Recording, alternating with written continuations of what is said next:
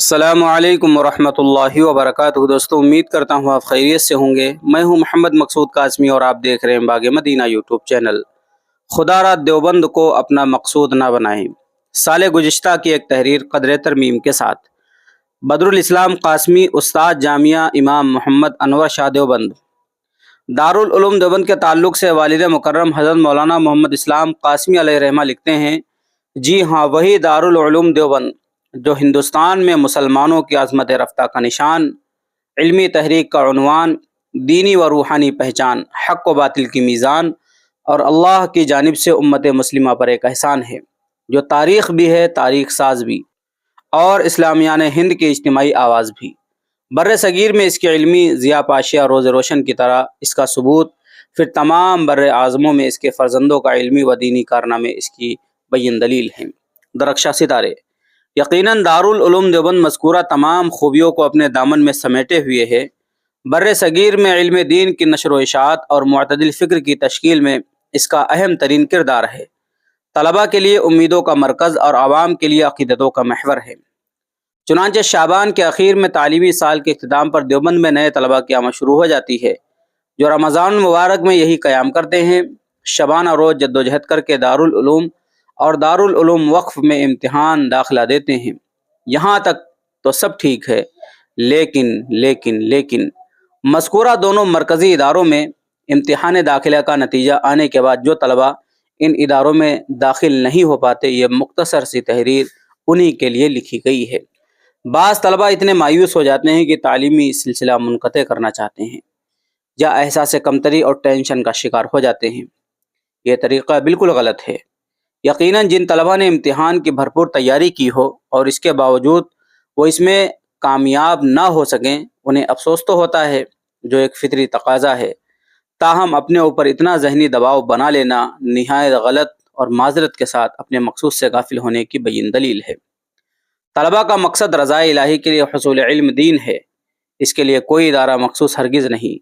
کسی مرکزی ادارے سے فارغ ہو کر اگر کوئی شخص حسب صلاحیت دین کی خدمت میں مصروف نہیں، تو اس کے مقابلے میں کسی گمنام ادارے سے علم حاصل کرنے والا کسی بھی شعبے میں خدمت دین میں مصروف عالم بدرجہ بہتر اور افضل ہے۔ اسی طرح کسی مرکزی ادارے سے فارغ ہونے والا ہر شخص صلاحیت و صالحیت کے اعلیٰ مرتبے پر فائق ہو، یہ بھی ضروری نہیں۔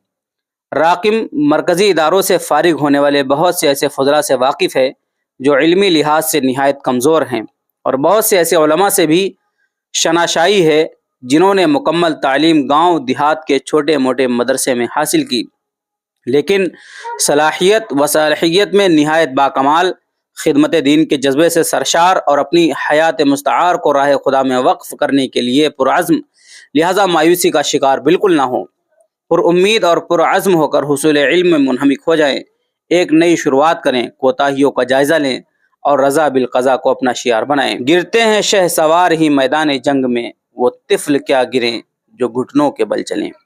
دوسری بات، دیوبند ہی کو اپنا مقصود نہ بنائے، یعنی اگر دارالعلوم وقف یا دیوبند و سہارنپور کے کسی معتبر ادارے میں داخلہ نہیں ہوا ہے تو یہاں نومولود اور نوخیز اداروں میں اپنا مستقبل تباہ نہ کریں، کہ ایسے اکثر اداروں کی تعلیمی اور تربیتی صورتحال ناقابل ذکر ہے، بلکہ غضب الہی کو دعوت دینے والی اور قیامت کی علامات میں سے ایک علامت ہے۔ بلکہ اولاً تو اپنی سابقہ تعلیم گاہ کو ترجیح دیتے ہوئے وہیں لوٹ جائیں کہ اس مدرسے کی چہار دیواری ذمہ داران اور اساتذہ سے ذہنی مناسبت ہوتی ہے۔ نئے ادارے سے انسیت پیدا ہونے میں وقت لگتا ہے۔ اگر واپس نہ جانا چاہیں اور تعلیم بھی عمدہ حاصل کرنی ہو تو دیوبند کی سہولیات، عمدہ ہوٹل، چائے خانوں، جامع مسجد دہلی کے زرق برق ریسٹورنٹ کو ٹکر دینے والے مغلئی ریسٹورنٹ اور احباب کی رفاقت کو قربان کر کے قرب و جوار کے دیہات میں مصروف عمل اداروں کا رخ کریں، جہاں تعلیمی معیار عمدہ، اساتذہ تجربہ کار و جید الاستعداد اور حصول علم کے لیے شور شرابے سے محفوظ ماحول فراہم ہے۔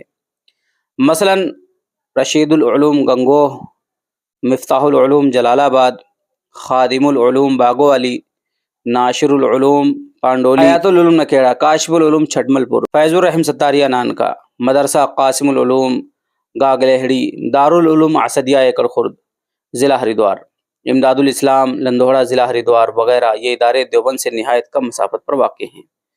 تیسری بات، جب تک بچوں میں شعور پیدا نہ ہو خدا را والدین ان معصوموں کو اپنے سے دور نہ کریں، یہ ان کی فکری صلاحیت کو بھی متاثر کرتا ہے۔ بلا سبب مادری و پدری شفقتوں سے محروم کر دینا کوئی اچھی بات نہیں۔ زمانے قدیم میں بچوں کا دور دراز کے لیے سفر کرنا ایک مجبوری کے سبب تھا کہ مدارس و جامعات بہت کم تھے۔ اب تو تقریباً ہر علاقے میں معیاری اور مرکزی مدرسے موجود ہیں، تو ابتدائی تعلیم کے لیے بھی دور دراز سے فقط عقیدت کے چکر میں دیوبند کا رخ کرنا اور پھر یہاں کے آزادانہ ماحول سے متاثر ہو کر اپنا مستقبل تباہ کرنا کہاں کی عقل مندی ہے۔ لہٰذا ابتدائی تعلیم، حفظ و ثانویہ کے لیے علاقائی اداروں کا رخ کریں۔ انہیں زندہ رکھنے کے لیے جہاں مالی تعاون درکار ہوتا ہے وہیں افرادی قوت بھی لابدی ہے۔ نہایت باصلاحیت اور ذی استعداد علماء اپنے علاقوں میں نورانی قاعدہ یا ابتدائی مکتب پڑھا رہے ہیں۔ میرا مقصد ان کی اہمیت سے انکار نہیں، بس یہ کہنا ہے کہ صلاحیت کا صحیح استعمال تبھی ہو سکتا ہے جب اس کا مصرف موجود ہو۔ مشہور مقولہ ہے، مواقع کے بغیر صلاحیت کوئی فائدہ نہیں دیتی۔ تو دوستو، یہ تھی مختصر سی تحریر جسے میں نے پچھلے سال بھی اپنے چینل کے اوپر اپلوڈ کیا تھا اور اس سال بھی اپلوڈ کیا۔ واقعی اس کے اندر بہت اچھی اچھی باتیں لکھی گئی ہیں کہ خدا را دیوبند کو اپنا مقصود نہ بنائیں۔ اب آپ حضرات کا اس تحریر کے متعلق کیا کہنا، نیچے کمنٹ کیجئے گا۔ پہلی بار چینل پر آئیں سبسکرائب بھی کر سکتے ہیں۔ چلیے دوستو، پھر ملتے ہیں انشاءاللہ جلدی کسی نئے ویڈیو میں۔ السلام علیکم ورحمۃ اللہ وبرکاتہ۔